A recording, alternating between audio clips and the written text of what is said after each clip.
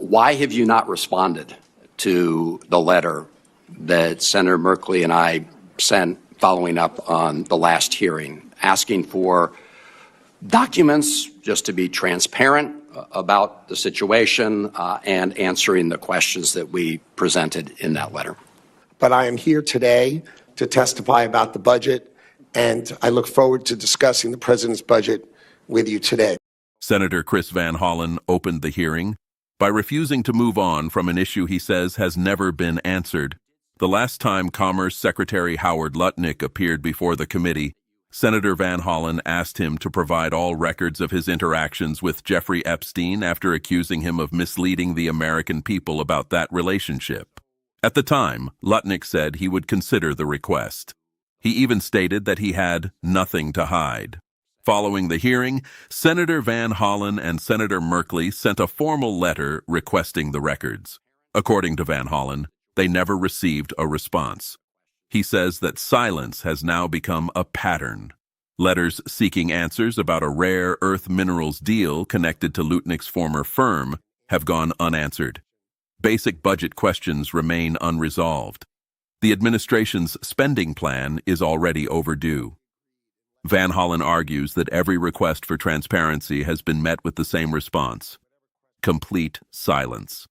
Thank you, Mr. Chairman. I'm informed, Mr. Secretary, that last night we did get the fiscal year 26 NOAA spend plan.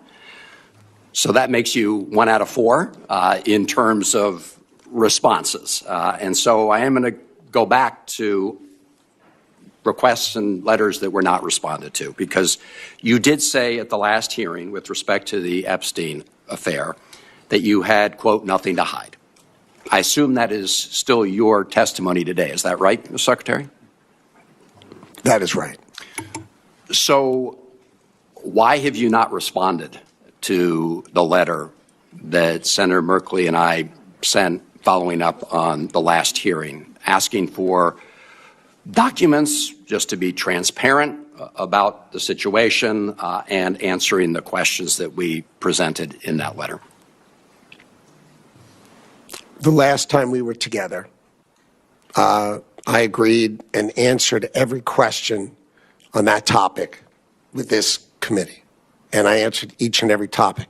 I have voluntarily agreed in less than 2 weeks to sit and answer questions on this topic, fully whatever questions are asked of me, voluntarily in less than 2 weeks with your House colleagues. I would ask you if there are any questions that you want me to answer, please give them to House colleagues, and I am going to answer them all.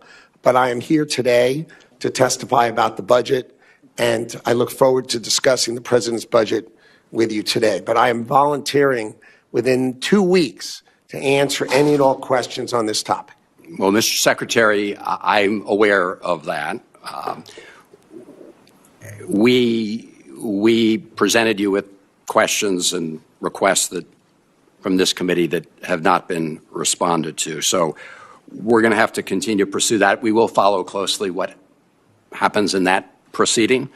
I hope you will provide them with the materials that we hope to secure here as well.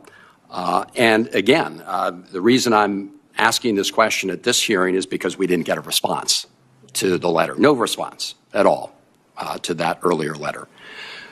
The other letter we haven't gotten a response to relates to the issue, as I mentioned, of the U.S. decision, the Commerce Department decision to take a stake, a U.S. government stake in U.S. rare earth, $1.6 billion in federal support.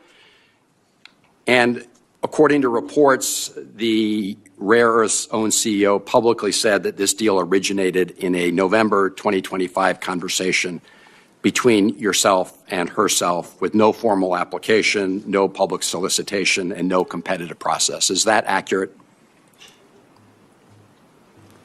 I met the executives of USA Rare Earth, introduced to me by a gentleman named Ken Moelis, who is a famous banker who has a firm by his own name.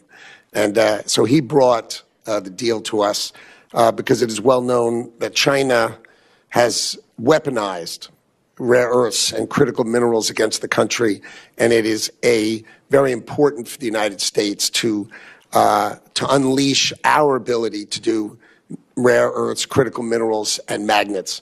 And USA Rare Earth has a mine-to-magnet integrated model, and that was interesting. It was presented to me by Ken Moelis, and then I introduced them to the CHIPS team to pursue the transaction. Yeah. So, Mr. Secretary, I have no complaint with the decision to take some U.S. ownership stake in exchange for the investment, something that some of us encouraged the Biden administration to do in strategic sectors, like this one, certain others.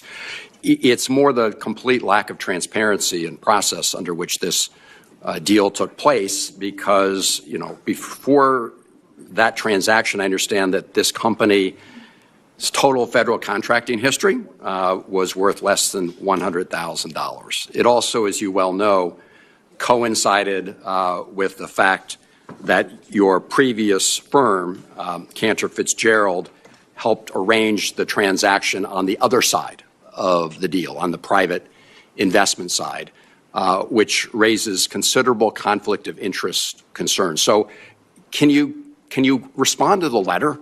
Would you respond to the letter by the end of this month that we sent that lays out some of these questions? I will take another look at the letter and see if we can work together to resolve your issues. I would appreciate that, Mr. Secretary, because it would, again, I want to look at this year's budget too. And the challenge we've got here is when we present you questions, the Chairman mentioned some of the things he's asked about, and we get no answers. That's a real problem. And it means that we are going to spend more time focusing on the things that you didn't respond to when we want to focus on the future. Thank you, Mr. Thank you, Senator. Yes, thank you, and great idea, Mr. Chairman. Thank you, Mr. Secretary, for being here today.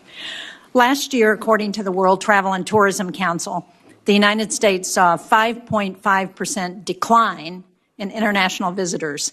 We were the only major economy to see any decline. In my home state of New Hampshire, tourism is the second largest industry both by revenue and it supports 70,000 jobs. Canada has long been our largest share of foreign visitors, but last year we saw a 30% drop in Canadian tourism, largely due to the loss of trust and goodwill because of this administration's rhetoric around Canada.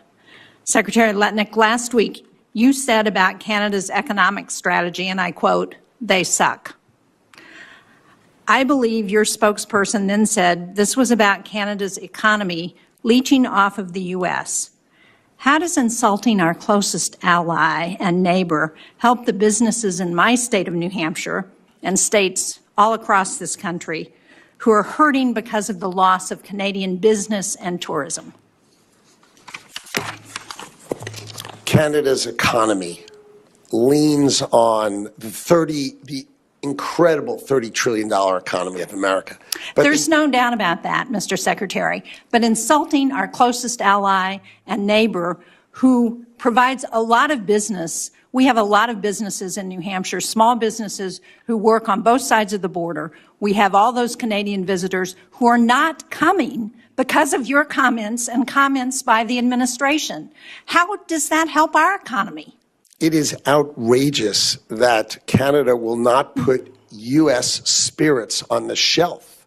It is insulting. It is. And disrespectful to America that they won't Absolutely. even put... And my husband has an interest in a company that has American spirits.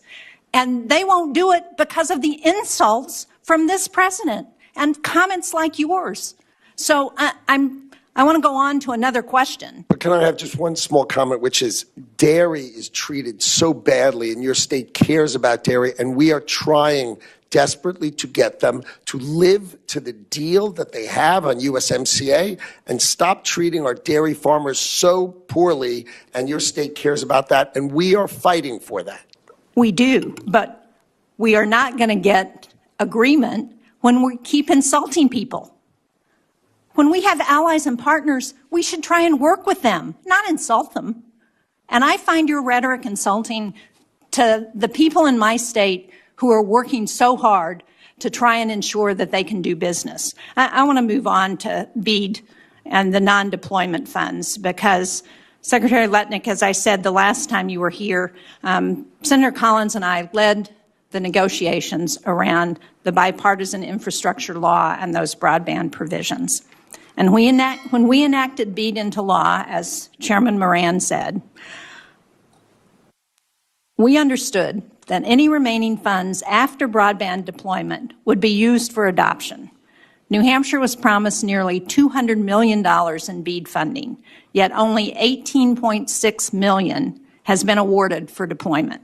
That means New Hampshire has nearly $180 million left for non-deployment activities. So when can we expect guidance from NTIA on how states can spend the estimated $21 billion in remaining non-deployment BEAD funds?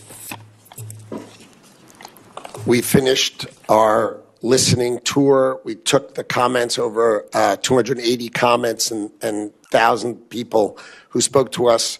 We are narrowing the gap. We will make sure that we are covering all broadband access, and we will have a plan that we would be happy to discuss with you, as I said, within the coming months. And do you have a deadline for when you're hoping to get that plan to us? My Other than soon? Well, my objective was to start by getting the money out and getting America the benefit of the bargain, which we've done, right? 54 states and territories executed and out the door finally, right? This is getting the money out the door. But I would expect over the next 2 months we will have our plan in place, and we will be happy to discuss it with you. Okay, I only have a few seconds left, but in your confirmation hearing last year, you said that the United States needed to stop China from, and I quote, using our tools to compete with us. And you specifically called out U.S. companies for advancing Beijing's AI ambitions. Since then, the administration has allowed powerful chips to be exported to China. Can you assure us today that the administration is going to stop those chip sales to China that would advance its military modernization? We heard yesterday at the Armed Services Committee from Admiral Paparo, who expressed concern about China being able to access those advanced chips.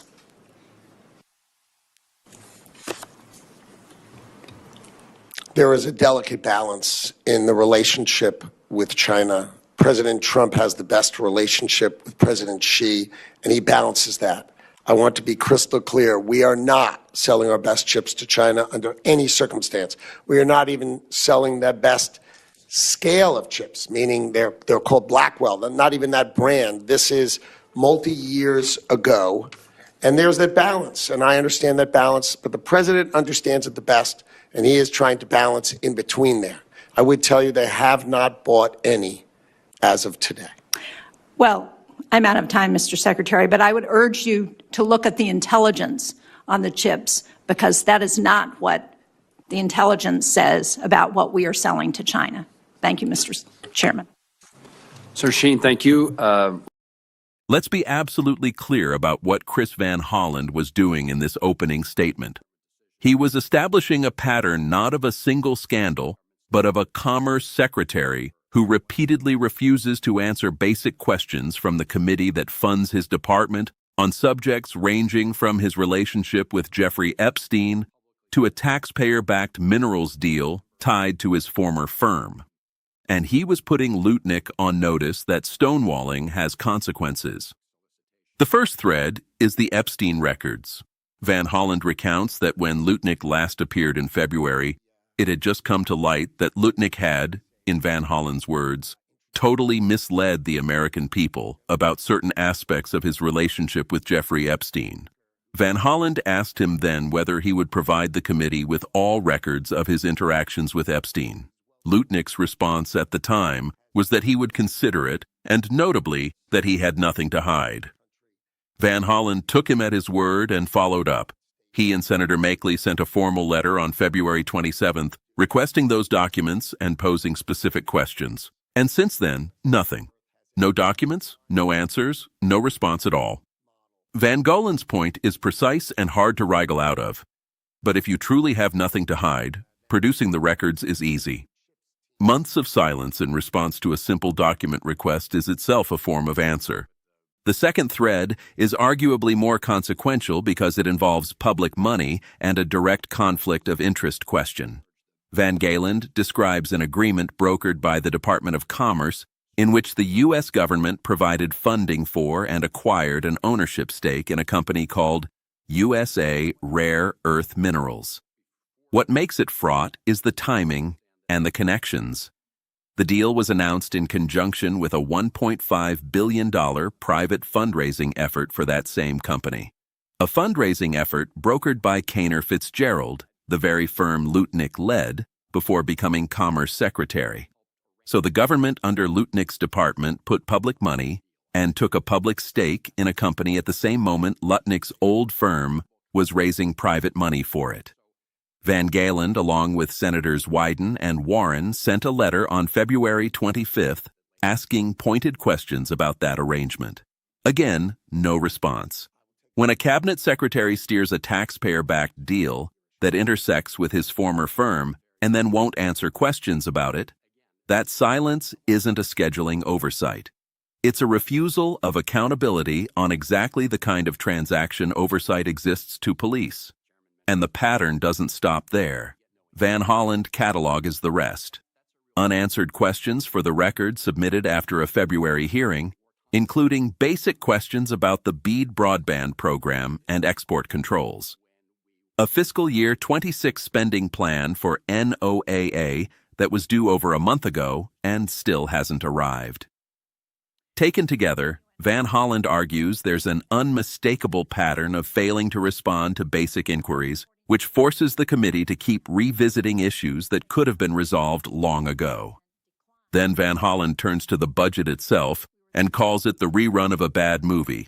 Last year, Lutnick proposed eliminating the Economic Development Administration, the Minority Business Development Agency, and the Manufacturing Extension Partnership, and slashing the National Institute of Standards and Technology, NOAA, and the International Trade Administration.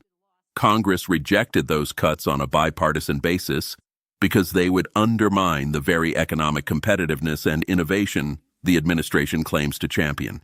And now the fiscal year 27 budget proposes the exact same things. EDA eliminated, MBDA eliminated, the Manufacturing Extension Partnership eliminated, NIST cut by 54%, NOAA cut by 27%, the International Trade Administration cut by 25%.